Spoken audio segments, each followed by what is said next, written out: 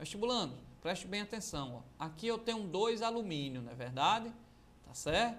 Aqui eu só tenho 1, né? Então, vou ter que botar aqui 2 alumínio para balancear. Aqui eu tenho 2 alumínios, aqui eu só tenho 1. Então, eu tenho que botar aqui 2. Na hora que eu colocar 2 alumínio aqui na frente, eu vou ter quantas hidroxilas? Eu vou ter quantos OH? Se eu tinha 3, ó, tá aqui o 3. Quando eu botar 2, vai ficar 2 vezes 3, 6. Eu vou ter 6 OH. Se eu vou ter 6 hidroxila, eu sei que as 6 hidroxila vão se juntar com 6 hidrogênios aqui para formar 6 água. Então, o Y eu já sei que vai ser 6. Então, no final, eu vou ter 6 água. Para cá, vestibulando. Para cá. Se eu tenho H2 e tenho OH2, se eu tenho hidrogênios 2 e se eu tenho a hidroxila OH2, eu vou formar 2 moléculas de água. Se eu tenho 3H+, e 3OH-, eles vão se juntar, H+ com H-, né? E vai formar 3 moléculas de água. Se eu tenho, como nesse problema aí, que a gente acabou de ver pelo balanceamento, 6 hidroxilas, 6 OH-, eu vou ter 6H+, e eu vou formar 6 moléculas de água. Então, indo lá para a solução, qual será a nossa solução? O hidróxido de alumínio, AlOH3, deve reagir com ácido sulfúrico, H2SO4, até porque ele deu lá na reação, voltando, ó, ele disse que o produto era SO4, então tinha que ter aqui o ânion SO4 também no X, né? Como nós falamos anteriormente. Então vai formar quantas moléculas de água? Nós vimos 6 de água. Para formar 6 moléculas de água, eu tenho que ter quantos H+?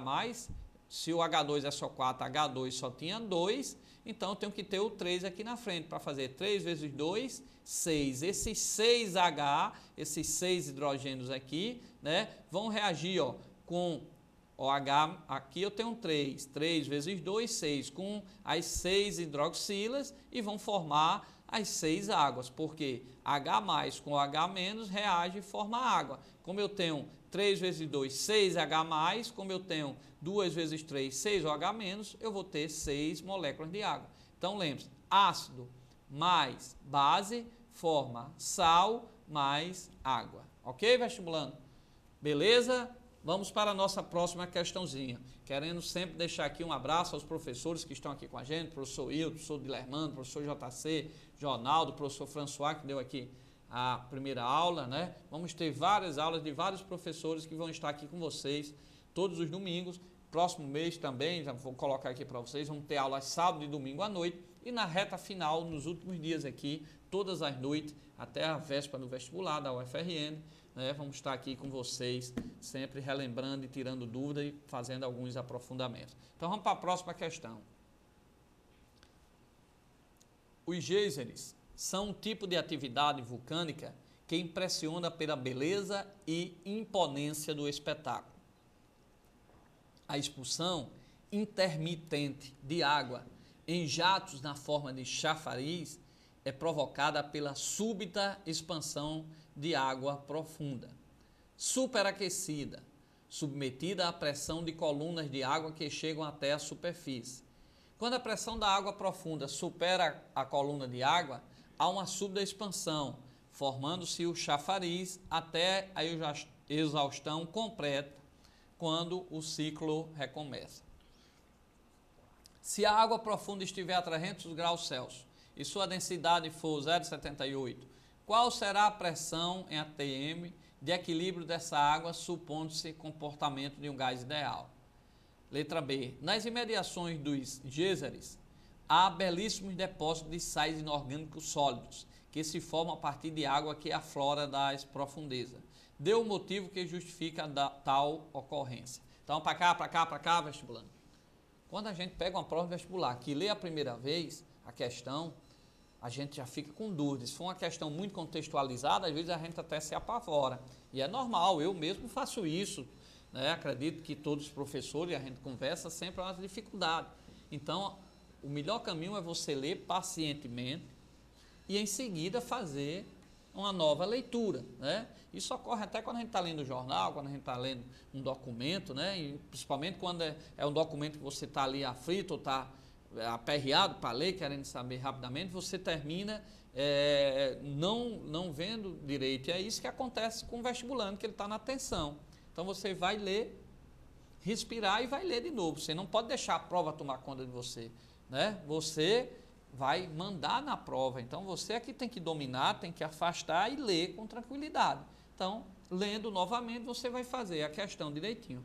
Essa questão, ele diz exatamente que a água que está lá embaixo, a uma certa profundidade na terra, ela está lá superaquecida e ela continua lá no estado líquido. Aí você diz, professor, como é que uma água a 300 graus Celsius está no estado líquido? Eu aprendi na sala de aula que com 100 graus Celsius ela já está no estado gasoso. Como é que essa água ela sobe, a temperatura está lá embaixo da terra, a mais de 300 graus Celsius, como é que ela está no estado líquido e sobe e jorra, e quando chega aqui na terra é que forma aquele vapor e forma o que eles dizem também, aqueles geysers, e fica uma coisa linda e a água vai embora, aquele vapor. Como é que ela está líquido a mais de 300 graus Celsius?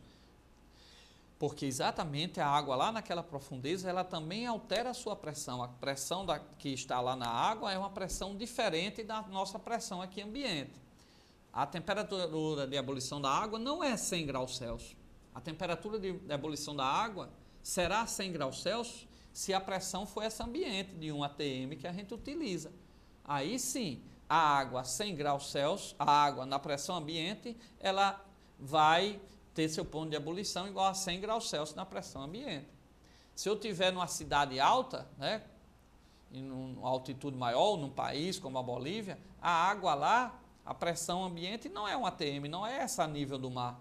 Então lá, devido àquela altitude, né, a quantidade de ar que existe lá acima, faz uma pressão menor e a água lá não é mais a 100 graus Celsius, já é uma temperatura menor, porque a pressão é menor, então no instante ela passa para o estado gasoso, né, uma temperatura menor, então 96, 98, vai depender dessa altitude.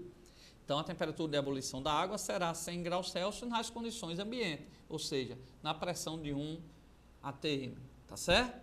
Bom, aí você diz, professor, então a água está no estado líquido, lá embaixo, numa coluna, como o problema colocou, a mais de 300 graus no estado líquido, e ela bruscamente consegue subir, tá certo? Como o problema colocou, e ela, quando sobe, dá um espetáculo, né? E aí a água passa para o estado gasoso e aparecem uns sais, umas esculturas, umas coisas que chama de geysers. Como é que explica isso? Então o que acontece é que essa água que estava lá na superfície, ela estava uma mistura, tinha sal dissolvido dentro dela, tinha outras substâncias dissolvidas dentro da água, tá? Tinha uns solutos dissolvidos dentro da água. Quando ela sobe, ela vem no estado líquido e ela está lá numa pressão enorme.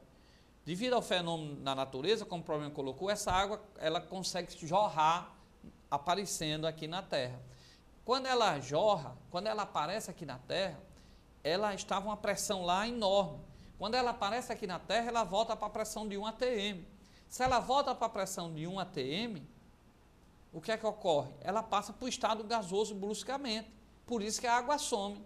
E aqueles sais, aqueles solutos que estavam dissolvidos dentro da água, que veio acompanhando a água, quando a água some, só sobra aqueles sais e forma aquelas esculturas, né? Escultura, e forma o que a gente chama de geysers, tá certo? Então, o que ocorre, na verdade, é uma separação de mistura. Separa o líquido dos gases, a água passa para o estado gasoso bruscamente, porque ela vinha, estava numa pressão enorme, quando chegou aqui na pressão normal de 1 atm, ela sofre, né, passa diretamente do líquido para o estado gasoso de forma brusca, porque a pressão foi alterada rapidamente, ok? Então, por isso que aquele vapor que sai debaixo da terra, que é uma coisa bonita e que forma as rochas, que forma as esculturas, é nada mais, nada menos do que separação de mistura, separar uns sais que existia dentro da água, ok? Beleza, vestibulando? Então, a questão ele pergunta, primeiro a letra A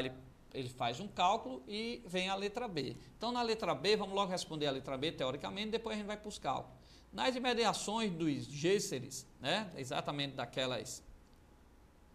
dos sais que aparecem, há belíssimos depósitos de sais inorgânicos sólidos, que se formam a partir da água que aflora das profundezas. Deu os motivos que justificam tal ocorrência. Então, botei aqui na letra B, ó. Acompanhe na letra B. Nas profundezas, por causa de sua alta temperatura, a água tende a dissolver grande quantidade de sais inorgânicos. Quando aflora, ou seja, quando vem para a natureza, ela traz esses sais para a superfície, que, por terem temperatura de fusão elevada, se deposita na superfície próxima aos geysers durante a evaporação da água. Aí vai enfeitando aqueles sais, fica ali no que a gente chama os geysers, né? Ele vai ganhando aqueles sais ao seu redor, exatamente que aquele sais estava dentro da água, e a água, quando aflora, quando chega aqui na superfície, ela passa para o estado gasoso, ok? Então, na letra B, na letra A, vestibulando, vamos voltar aí, ele diz,